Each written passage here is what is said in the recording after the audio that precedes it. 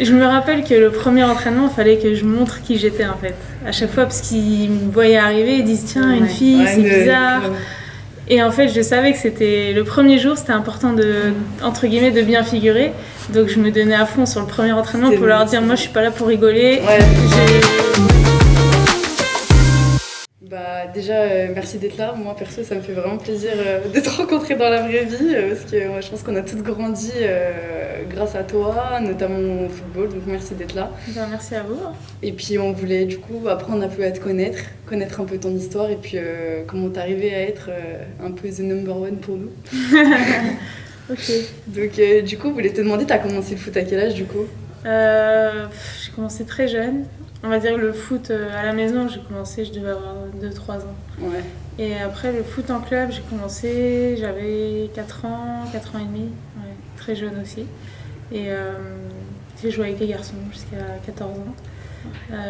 Et après j'ai dû trouver un club de filles, donc c'est là où je suis partie, dans un club de filles à 14 ans. J'ai fait 3 saisons à Lorient, au FC Lorient, au niveau départemental, on est monté jusqu'au niveau régional. Et après, moi je voulais prendre mon envol, donc je suis partie en D1 à Saint-Brieuc, qui était le gros club de ma région, où j'ai fait 3 saisons aussi, avant de venir ici à Lyon. Ok. Et comment ça se passait avant par rapport au sport-études, les choses comme ça? Parce que je sais que c'est mis en place actuellement, mais avant je me dis que ça se passait. Alors moi j'ai eu la chance, j'étais dans une région où c'était quand même assez bien développé, et je suis partie de chez moi à 12 ans. Et j'ai fait mon année de 6e en sport-études, mais c'était section sportive, j'avais 2 entraînements par semaine, plus mon entraînement club, et je rentrais tous les soirs chez moi. Et à partir de la 5e, j'ai été en internat, où là c'était entraînement tous les jours et match le week-end avec mon club. Donc je rentrais que le week-end chez mes parents. Et ça, je l'ai fait jusqu'à ma terminale. Et ensuite, je suis partie dans une autre ville, donc j'ai pris mon appartement, tout ça. Mais on va dire que je suis partie de chez mes parents, j'avais 12 ans. Pour les fautes. Ouais. Ça ressemble un peu à notre histoire aussi, mais on est passé par l'internat aussi. Et ok. Mais du coup, si je comprends bien, t'es arrivée, quand t'es partie de ta ville, t'es allée après dans une autre ville, mais parce que tu voulais signer dans le club là-bas ou juste... Moi, j'avais de l'ambition. C'est-à-dire que dès toute petite, je voulais être toujours dans... Je visais toujours plus haut. Donc, dès qu'il y avait quelque chose plus haut pour moi, il fallait que j'atteigne. Et c'est pour ça que je suis partie de chez mes parents, en fait, parce que le club où j'étais, c'était au niveau régional et je voulais jouer au niveau national, donc j'ai dû partir. C'était à 1h30 de chez moi. Okay. Mais c'est pour ça que je suis partie pour jouer en D1 en fait et pour jouer au plus haut niveau français.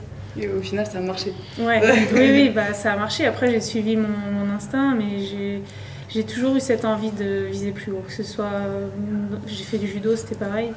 Et je voulais progresser, je voulais être avec les meilleurs, jouer contre les meilleurs. Cette détermination. Ouais, c'était évident pour moi, fallait que je voulais viser haut et du coup, il fallait que je parte. Je pouvais pas rester dans un truc qui était moins bien, sachant qu'il y avait plus haut. Ouais. Et c'est pour ça que je suis partie. Et puis j'ai fait 3 saisons en D1, donc à Saint-Brieuc, mais bon, c'était un plus petit club, on jouait le maintien et moi je voulais jouer plus haut. Je visais la Ligue des Champions, je visais l'équipe de France, donc c'est aussi pour ça que je suis partie à Lyon pour avoir encore cette étape supplémentaire. Ok, mais du coup pour les études, t'as fait quoi comme cursus et tout, et t'as arrêté quand du coup? J'ai arrêté, on va dire après le bac. Donc j'ai eu mon bac, j'ai fait tout mon sport-études, donc collège, lycée. Et après, il a fallu trouver quelque chose à faire parce que c'était pas encore professionnel. Ouais, donc moi, je voulais travailler dans le sport, donc je me suis dit je vais faire un truc en lien avec le sport. Donc j'ai fait un BPGEPS, dans l'esprit d'être pourquoi pas coach ou animatrice. Je savais pas trop et je me suis dit je vais faire ça. Et ça me permettait en plus de continuer à jouer à côté. Donc, voilà, c'est ça. Donc j'ai fait ça pendant 2 ans. Et puis ensuite, je suis venue à Lyon où là c'était professionnel. Donc on va dire qu'à l'âge de 20 ans, j'ai arrêté les études pour vraiment me consacrer à ça. Arrêter entre guillemets parce que je faisais des trucs à côté. Mais j'étais vraiment focus foot. Et après, si j'avais du temps, je faisais autre chose. Ok, tant mieux. Mais j'ai une question du coup, je pense que tu avais des amis, mais quand t'es partie, ça t'a pas fait mal au cœur de les laisser? Si, mais c'était un choix normal pour moi et quand j'en reparle parce que je suis encore en contact avec elle, Et en fait, elles me disent, moi j'étais plus déterminée qu'elles. Et pourtant, à ce moment-là, on était toutes plus ou moins du même niveau, etc. Mais moi j'étais vraiment déterminée. Je voulais vraiment devenir pro, je voulais vraiment me consacrer à ça. J'étais prête à faire beaucoup de sacrifices pour ça. Et elles, à l'inverse, des fois, elles faisaient pas les mêmes choix que moi. Et c'est ce qui fait qu'aujourd'hui, j'en suis là aussi. C'est que j'ai eu cette envie, cette détermination. Et c'est pas donné à tout le monde, c'est pas parce qu'on est forte à 15 ans. Moi j'avais des copines qui étaient aussi fortes que moi, mais dans la tête elles n'étaient pas autant déterminées et c'est ce qui fait la différence. Dans le très haut niveau, c'est ce qui fait la différence. Et donc aujourd'hui, non, elles ont compris et moi c'était évident. Et elles étaient contentes pour moi aussi que je puisse aller dans un niveau supérieur, m'épanouir. Et voilà. Donc il n'y a pas eu de souci de ce côté-là. Ok. Et moi je voulais te demander, j'en reviens un peu à tes débuts aussi, tes années avec les garçons. T'en as pensé quoi? Enfin, c'est quoi tes souvenirs avec les garçons? Mes premiers souvenirs, c'est une bonne question parce que moi quand on me demande, j'ai kiffé. Jouer avec les garçons, j'ai adoré jouer contre les garçons.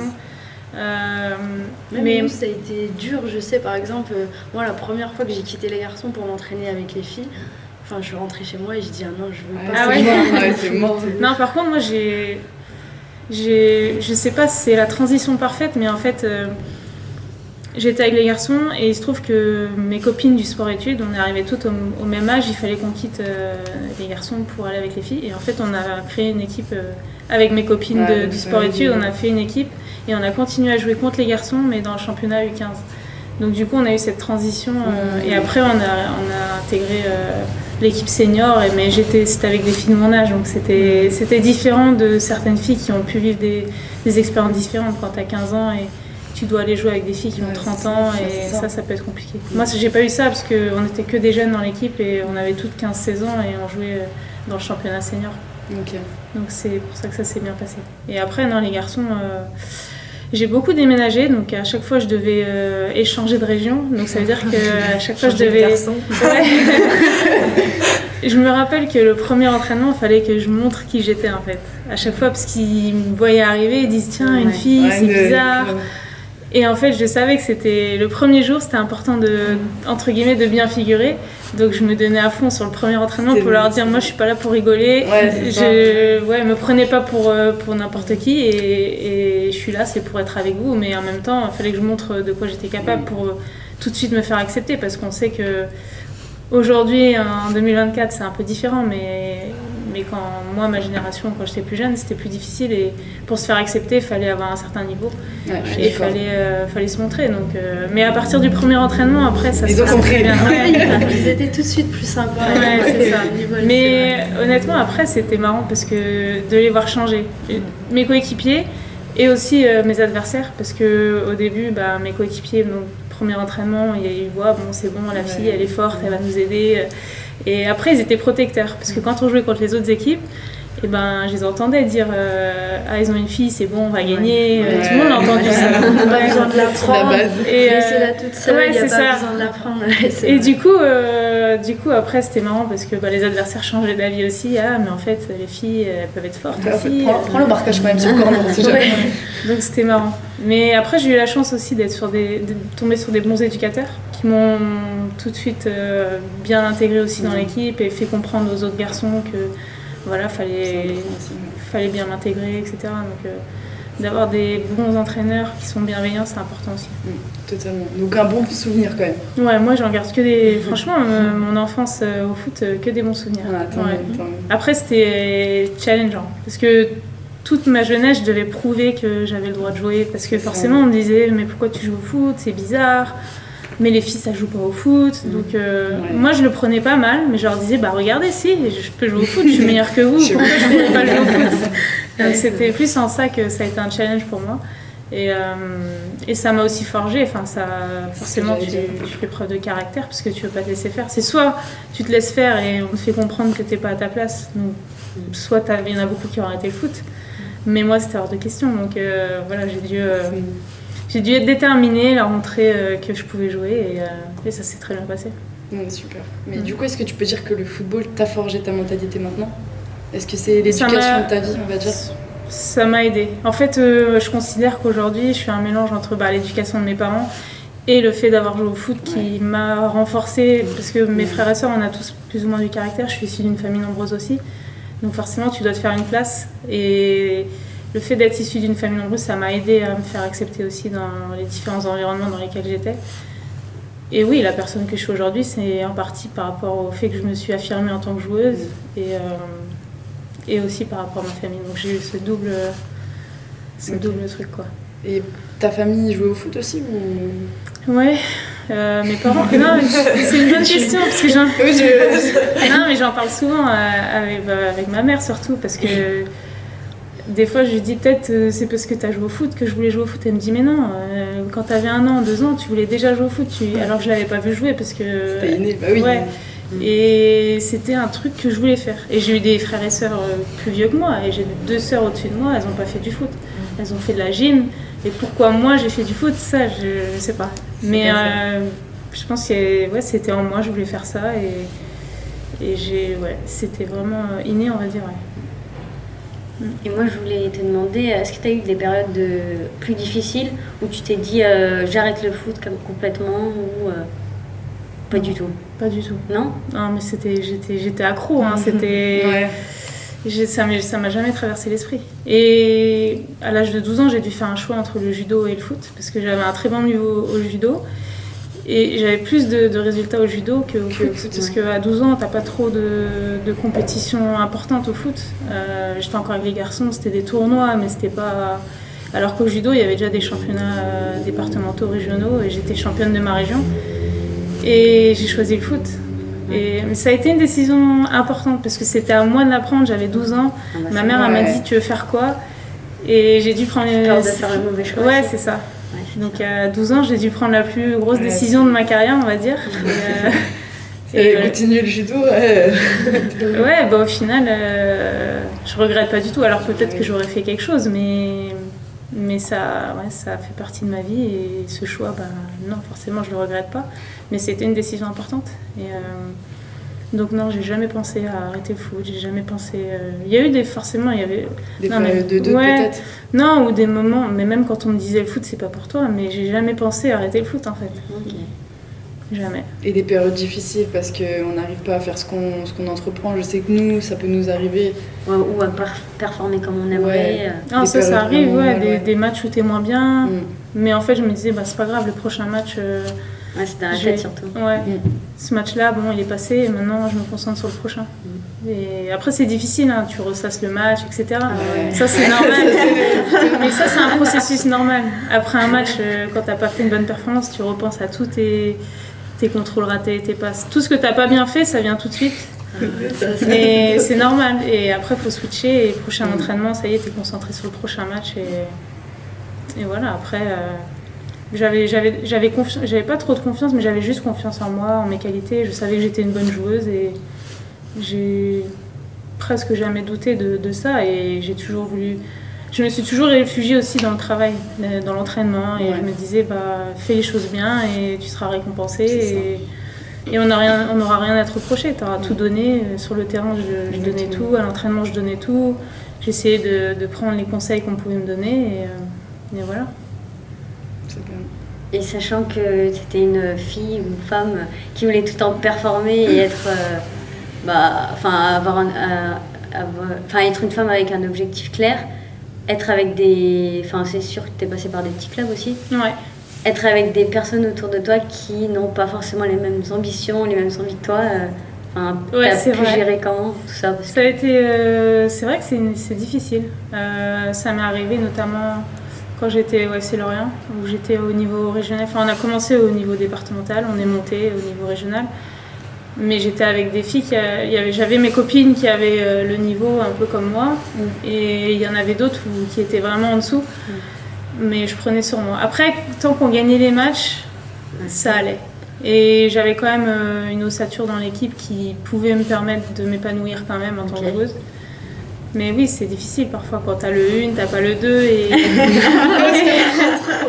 Mais après, en tout cas, j'essayais de pas trop montrer ma frustration. Après, faut se concentrer sur soi, quoi. Et je me disais en fait, cette fille-là, elle se donne à fond, elle est limitée, mais c'est comme ça. Et je savais que c'était une étape pour moi. Après, je savais que j'allais aller plus haut, donc j'avais pas le choix. C'était mes coéquipières du moment, il fallait que je fasse avec. Et justement, être dans un contexte. Par contre, elle se donnait à fond, tu vois, elle trichait pas avec moi, et je pense aussi que je les ai aidées peut-être à se surpasser parce que moi, je lâchais rien, je montrais l'exemple, et du coup, elle se disait, faut pas que je la déçoive et il faut que je donne tout. Si tu donnes tout, t'as raté ta place, c'est pas grave. Mais si en plus t'es nonchalant, t'as pas envie, viens pas en fait. Mais non, ça, j'ai ressenti par moments, mais ça m'a jamais trop pesé, on va dire. Après, faut être fort mentalement quand même pour. Je trouve. Ouais, il faut avoir la force mentale. Après, des fois, je me disais, après, à moi d'être encore meilleure. 2 ans, ça va, mais.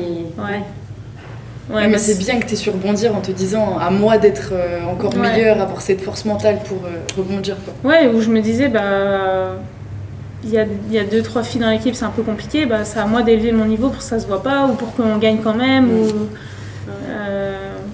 Compenser. Compenser. Ou cette fille, elle allait rater 2-3 occasions, je me dis, moi je les aurais mis si j'avais eu cette action-là. Mais c'est pas grave, le prochain, ce sera à moi de marquer, et il faut que je marque pour qu'on gagne. Mais je n'en ai jamais voulu en fait, elles étaient au maximum de leur capacité et après c'était à moi de partir pour voir plus grand et aller dans un meilleur club. Et est-ce que tu connaissais déjà des filles qui jouent au foot quand tu étais plus jeune? Non. J'étais tout le temps des garçons. Tout le temps la seule fille dans mon club, oui. Et même mes adversaires, la première fille contre qui j'ai joué, je sais pas, ça faisait déjà 2, 3, 4 ans que je faisais du foot, je sais pas. C'était très rare. Il y avait une fille par ville, on va dire, c'était très... Il n'y avait pas de sélection régionale. Il y en avait, si, c'était là où tu voyais qu'il y avait d'autres filles qui jouaient au foot. J'ai commencé c'est à ce moment-là, les rassemblements, rassemblements au niveau départemental. Ça, je pense que j'ai commencé vers 10, 11 ans peut-être. C'est là je me suis dit, on est beaucoup quand même à jouer. Et c'est le moment où tu les vois, les filles de ton département qui jouent au foot. Et voilà, aujourd'hui c'est sûr que ça a changé. Il y a beaucoup de filles. Même maintenant, les plus jeunes, elles ont des idoles, je veux dire. D'ailleurs, tu fais partie de ceux-là, mais alors que nous. Tu peux lui dire que c'était ton idole. J'avais des posters dans ma chambre. T'as quel âge? Je sais pas, j'avais 15 ans. Mais là, elle a 25 ans maintenant. Même on a 10 ans d'écart. Mais c'est vrai, je regarde les premiers matchs à la télé, c'était cette époque-là. Mais je le dis souvent que moi, je regrette pas parce que l'histoire elle est faite comme ça, mais j'ai pas eu la chance d'avoir des modèles féminins. C'est ce qu'on voulait te demander du coup, si jamais... moi je m'identifie aux garçons. Et ça me gênait pas, parce que j'avais que ça, je savais même pas qu'il y avait une équipe de France féminine quand j'étais petite. Mais c'est avec le recul, je me dis qu'aujourd'hui c'est des choses qui changent et tu inspires, parce que moi j'avais besoin de personne pour être inspirée. Ça veut dire, moi j'avais des idoles, mais c'est pas eux qui me poussaient à être meilleure. J'avais tellement envie de jouer au foot que ça venait tout seul. Dans ma tête, c'était clair. J'étais motivée en personne et même contre tout le monde. Mes sœurs, elles voulaient jamais jouer au foot avec moi et ça m'empêchait pas de jouer toute seule. Mais aujourd'hui, c'est différent. Tu peux inspirer des filles. Moi, je pense de ma génération, il y en a plein qui ont arrêté. Il y en a plein qui voulaient jouer, qui n'ont pas commencé. Il y en a plein qui jouaient et qui ont arrêté parce qu'elles n'ont pas senti qu'elles avaient du soutien, parce qu'on leur mettait que des bâtons dans les roues. Et aujourd'hui, ça change parce que tu peux dire, si, il y a des filles qui sont en équipe de France. Tu peux t'identifier aux joueuses et ça, tu peux donner envie aux petites filles de jouer ou de continuer à jouer, alors qu'avant, il n'y avait pas ça. On se sentait seule un petit peu avant, c'est vrai. Même par rapport à la médiatisation, parce que vraiment maintenant les réseaux sociaux, les choses comme ça, on voit tout et je trouve que être dans le quotidien de quelqu'un à qui on se réfère, franchement, c'est cool. C'est inspirant. Ouais, vraiment. Non, mais je pense pour les plus jeunes, c'est vraiment bien. Moi, j'aurais aimé, quand j'étais petite, avoir ça. C'est vrai. Et justement, le quotidien d'une joueuse professionnelle comme toi, vous imaginez quoi? Réveil à midi, petit brunch. Je pense qu'on s'imagine pas la vie qu'on peut avoir. Parce qu'on se dit, l'entraînement de foot, il dure 1h30 et après t'es chez toi. Mais il y a tout ce qui est avant, tout ce qui est après. Et une journée type, je vais me lever à 9h et je vais au club à 10h. Je me change. Après, souvent on a une réunion avant l'entraînement, vidéo ou réunion pour parler d'autres choses. Ça arrive régulièrement. Et après, avant l'entraînement, on a 30 minutes où on se prépare en salle, on s'échauffe, on fait du vélo. Réveil musculaire. Ouais, on prépare un peu les muscles à l'entraînement et les articulations aussi. Et après l'entraînement, souvent, on commence à 11h. Il dure jusqu'à 12h30, 13h, ça dépend. Et ensuite, on va douche, manger. Vous mangez tout ensemble? Ouais. Et on mange 13h30, on va dire. On finit 14h. Après, tu as des soins. Donc, tu as la possibilité de voir les kinés si tu as des petits bobos. C'est aussi ce moment-là, on va dire, mal, ça, ouais. On a les interviews, on a des réunions avec le staff, tu peux avoir un retour vidéo individuel, tu peux avoir un shooting avec l'équipe, tu peux avoir des sollicitations avec les sponsors. Donc en fait, c'est très rare les journées où on n'a rien, l'après-midi. Mais quand on n'a rien, on finit à 14h. Tu peux partir du club à 14h. Ok. Quand même. Tu vois. Ah oui, parce que nous, typiquement, c'est pas ça. Nous, on est en Détroit. Mais c'est pas ça. On se lève le matin, 7h, on va bosser. On a fait la journée, 19h, on va s'entraîner. Ça, c'est le quotidien on va dire, quand t'es pro. C'est la partie, on va dire, visible au club. Mais après, moi, quand j'ai fini au club, je vais pas m'amuser à aller à droite, à gauche. T'as une période, tu veux aussi récupérer. Tu dois être sérieuse par rapport à ça. Il y en a beaucoup qui font la sieste. Donc après, t'es aussi obligé d'avoir une certaine hygiène de vie qui vont avec cette vie-là. Et tu peux pas aller faire des séances de shopping pendant 3 heures. Enfin, non, c'est juste pas possible. Et après, ça, c'est sur des semaines type, mais quand on joue tous les 3 jours, tu as les déplacements, donc tu te déplaces la veille du match, tu rentres des fois tard dans la nuit, donc il faut aussi prendre ça en compte. Des déplacements, tu rentres très tard. Voilà. Et ça fait combien d'entraînements par semaine du coup? Tous les jours. Tous les jours, plus le match. Ouais. Et... Parfois tu doubles, matin-soir? Ouais. Souvent en prépa, et après ça peut arriver dans la saison. Ça dépend des périodes. Ouais, la prépa. Et après, c'était quoi ta question au tout début? Je sais plus ce que... Non, c'était juste à combien d'entraînements par semaine. Et on a parfois un jour de repos dans la semaine, ça dépend. Parfois on n'en a pas, parfois... Ok, ça marche. Moi, là, du coup, j'étais arbitre de Détroit et en fait, c'était par pur hasard, en fait. J'aimais vraiment l'arbitrage, j'aimais vraiment la double casquette, tu vois. Genre, le samedi, j'arbitrais, dimanche, je jouais. Mais vu que j'avais pas trop le niveau joueuse, on est monté en Détroit et après, je me suis focus arbitrage et franchement, tu sens que, genre, tu peux t'épanouir, tu peux monter haut, puis t'as des perspectives d'évolution, parce que là, si vraiment t'as de l'ambition, tu peux dire, vas-y... faire une Coupe du Monde, tu pourras pas la faire en joueuse, mais tu pourras la faire en tant qu'arbitre, tu vois, je sais pas. Puis à t'écouter, tu vois, cette mentalité un peu de gagnante et tout, je me dis, si moi j'ai cette mentalité, je me dis que je vais peut-être pouvoir y arriver aussi. Mais bien sûr. Donc, mais c'est pas si, c'est quand tu veux quelque chose dans la vie, si tu te donnes les moyens de voilà. Bien sûr, c'est vrai. Donc voilà, moi le but c'est d'être arbitré en D1. Avec plaisir, avec plaisir. C'est tout le mal que je te souhaite. Non, mais je trouve ça bien de pouvoir s'épanouir dans le foot, mais à travers un autre métier, on va dire, et qui est autant important aussi. Et tu peux vivre des grands moments, des grandes compétitions. Et puis on a besoin de plus en plus de femmes arbitres et d'inspirer aussi. Ça veut dire que toi, il y a des petites filles qui vont le voir arbitrer, vont se dire pourquoi pas moi, tu vois. Et c'est comme ça que ça marche. Ouais, c'est vrai. Ouais. Mais du coup, j'ai une question. Si, admettons, t'avais pas percé dans le foot, etc., t'avais un métier peut-être qui te donnait envie ou... Non. Déjà, j'étais très focus. Donc déjà, quand j'étais toutes mes études, c'était... Foot, déjà, je faisais tout le temps les deux. Je les mettais au même niveau. Enfin, on va dire qu'à l'école, j'avais un bon niveau. Et je faisais toujours en sorte d'être bien dans la moyenne et tout. J'avais des capacités, mais il fallait que j'assure. Et au foot, là, vraiment, je voulais être la meilleure possible. Voilà, j'étais une compétitrice. Mais si j'avais pas fait de foot, j'aurais travaillé dans le sport. Je sais pas quoi, j'aurais fait quelque chose en lien soit avec le foot, soit avec le sport, parce que je suis une passionnée de sport aussi. Mais je serais restée dans ça. Okay. J'avais aucun autre. J'étais tellement foot que je sais pas ce que j'aurais fait autrement. Mais c'est sûr que j'avais pas. C'était impossible d'avoir une deuxième passion. Ça me prenait trop de temps, d'énergie. Et si je joue pas au foot, je regarde du foot. Enfin, Tu manges foot, tu fais foot. Voilà, c'est ça. Je dors foot, je mange foot. Je vis foot. Et puis du coup, genre, par exemple, ça peut être un peu délicat, mais pendant les blessures, du coup, t'arrives à... Parce que vu que c'est vraiment mordant chez toi, même chez nous les footeuses, tu le vis comment, toi?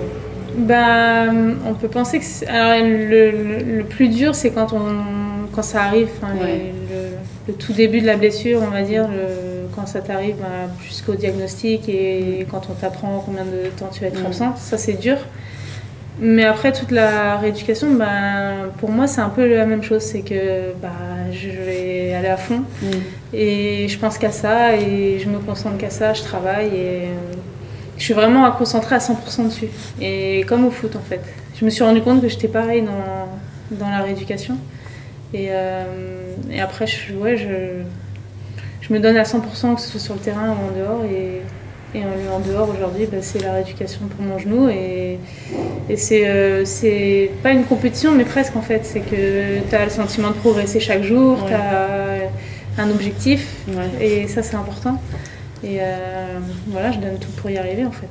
D'une autre manière que sur le terrain. Mais c'est quand même un exercice mental et il faut beaucoup de conviction, de mental. Exactement. C'est fort de penser positif comme ça. C'est incroyable. Ouais, mais parce que si je me morfonds, je me dis... En fait, c'est pas compatible. À partir du moment où je veux faire les JO, j'ai qu'une seule chose en tête, c'est ça, et d'avancer chaque jour pour le faire.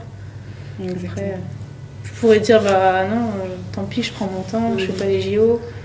Mais c'est impensable pour moi. Aujourd'hui, je me donne tous les moyens, je sais pas si je vais les faire, mais c'était hors de question de pas essayer en fait. Et aujourd'hui, je me donne à fond pour ça et on verra. Et aujourd'hui, ton envie de continuer, elle est pareille que quand t'avais 10 ans? Ouais, je crois. Non, c'est pareil, parce que c'est là aussi que tu te rends compte, parce qu'il y a des filles à 30 ans, elles sont lassées, même avant, et en fait, moi, dès que je suis pas sur le terrain, j'ai qu'une envie, c'est de revenir. Là, je regarde les entraînements sur le côté, les matchs, et ça me démange, c'est ça. Donc, c'est ça aussi qui me montre que en fait, j'ai pas envie du tout d'arrêter, je suis loin de là, et c'est pour ça que je continue, en fait. Parce que je suis encore animée par l'envie de jouer. Du coup, l'après-carrière, tu la vois pas encore? Un petit peu, je l'entrevois. Non, j'essaie d'y penser parce que je suis plus près de la fin que du début, mais en même temps... je suis quelqu'un qui est tellement à fond dans ma carrière et qui veut profiter au maximum, donc je me donne tous les moyens d'avoir la meilleure carrière possible et du coup j'essaie d'y penser, mais c'est un peu loin quand même pour moi. Mais il y a encore le temps. Ouais, j'ai encore le temps et puis ça me prend pas trop la tête. Je suis pas quelqu'un de stressé dans la vie et je sais que quoi qu'il arrive, mon après-carrière, ça sera bien. Ça sera différent, c'est sûr, mais... Et puis ça restera en lien avec le foot, ça c'est sûr. Donc voilà. C'est sûr aussi, je pense. Et ton plus beau souvenir dans le foot, c'est lequel? Ah ouais. J'en ai beaucoup, c'est dur parce que ma carrière, j'ai vécu beaucoup de moments. Nous, on peut te dire. Ouais, non, mais vous, c'est quoi, une montée La Coupe de Bourgogne. Ouais, c'est ça. Ouais, c'est difficile comme question. Parce qu'il y a des matchs, forcément, il y a des moments... Enfin, quand tu gagnes la Ligue des Champions avec ton club, c'est le meilleur moment que tu puisses avoir dans une carrière en club. Mais en même temps, je garde un très bon souvenir de la Coupe du Monde 2019, quand on arrive au stade avec le bus et qu'il y a tous les supporters autour du Parc des Princes. La Marseillaise, quand on est juste avant le match, c'est des moments qui sont incroyables et qu'il faut vivre pour comprendre et qui sont gravés en fait. Donc ça c'est un moment fort et à la fois c'est pas sur le terrain mais c'est lié au foot, mais donc il y a plein de moments comme ça, mais d'en choisir un c'est difficile.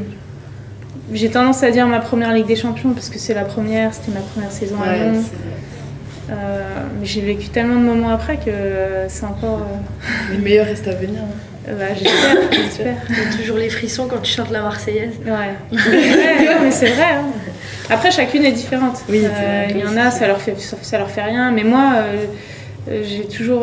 j'ai suivi l'équipe de France masculine, bien sûr, depuis toute petite. J'ai grandi avec la Coupe du Monde 98. J'ai regardé à la télé, j'ai des souvenirs de ça. Et t'étais peut-être pas née d'ailleurs, mais... Presque. Mais c'est des moments qui sont super à vivre. Et en fait, du coup, l'équipe de France, je l'ai suivie comme ça. Et c'était un rêve pour moi quand je voyais cette équipe à la télé. C'était un rêve pour moi de porter le maillot bleu. Et j'ai réalisé un de mes rêves. Donc c'est incroyable. Et aujourd'hui, à chaque fois qu'il y a la Marseillaise, et encore plus depuis que je suis revenue, parce que je sais ce que ça fait de ne pas être en équipe de France. Donc ce sentiment, il est encore plus spécial. Un autre rêve peut-être maintenant ? Un rêve avec l'équipe de France, c'est gagner quelque chose. Ouais. C'est un des rêves que je n'ai pas encore accompli, donc j'espère que ça ne restera pas qu'un rêve. Mais... avec ta détermination, on n'en doute pas, je pense. J'espère, en tout cas. Comme je dis, je me donne à fond pour ça. Et c'est pas parce que tu te donnes à fond que tu vas réussir, mais déjà ça aide plus que ça n'aide pas. Et si t'es pas déterminé, tu n'y arrives pas. Donc il faut au moins être déterminé. Et après, les ingrédients pour. C'est un des ingrédients les plus importants. Donc ça suffit pas, mais si lui il est pas là, tu viendras pas. Donc, Et le bandeau rose, il a toujours été là. Au début, il n'était pas forcément rose. Et puis en fait, j'avais dû acheter plusieurs roses et puis du coup, c'est resté et après, j'ai pu quitter. Aujourd'hui, faudra nous donner la rêve, moi j'aime bien. C'est mon identité et j'aime bien. Et puis, ça fait un petit côté girly sur le terrain. Tout à l'heure, quand on t'a vu le mettre, on s'est dit, ah ouais, là c'est elle. Non, mais c'est vrai que en plus, au début, je pense que c'était pareil, mais tu portes des trucs larges, c'est jamais à ta taille. Donc, s'il y a un truc, une petite touche que tu peux ajouter pour toi, voilà. Qui va bien, J'ai une petite question, est-ce que t'es pour ou contre le claquet de chaussettes ? Ah, moi je suis pour. Je comprends même pas ce débat en fait. Essayez, vous verrez, c'est confortable. Ok. Moi je pense que j'ai fait le tour de mes questions. Je sais pas si vous avez des questions. Moi j'en ai une dernière. Allez. Est-ce que t'as un toc ou une superstition avant un match que tu fais tout le temps T'es obligé de faire. Hormis le bandeau. Le bandeau. Je suis pas trop superstitieuse. J'ai des coéquipières qui sont beaucoup plus superstitieuses. Par contre, il y a un truc, c'est que mes chaussures, il faut qu'elles soient propres. Et je pense que ça vient de mon éducation. Ma mère m'a toujours dit de laver mes chaussures. Et après, j'ai eu des coachs qui nous faisaient laver nos crampons quand j'étais plus petite. Et aujourd'hui, c'est resté. Voilà, après chaque entraînement, chaque match, il faut que je lave mes chaussures. Comme ça, le prochain entraînement, le prochain match, je mets des chaussures propres. Et ça, c'est satisfaisant. N'hésitez pas à faire pareil. Non, mais il y a plein de mes coéquipières, elles ont les chaussures sales et moi, je peux pas. En fait. C'est quelque chose, c'est trop important pour moi. Donc, c'est pas un toc, mais j'aime bien que mes chaussures soient propres. Ok. Moi, mon toc, c'est de mettre de la crème.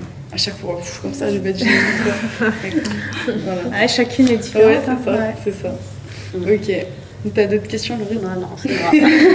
Merci beaucoup, en tout cas. Merci à vous. C'était plaisir d'apprendre à te connaître davantage et pour que tout le monde fasse pareil et la même détermination. Voilà. Faut pas copier, mais la détermination c'est important. Mais même dans la vie, même quand tu joues pas au foot, il faut être déterminé dans ce que tu fais si tu Exactement. Les projets. Ouais, c'est ça. Donc s'inspirer par le foot, mais dans tous les projets. Franchement, bravo. Merci beaucoup. Merci. Merci à vous.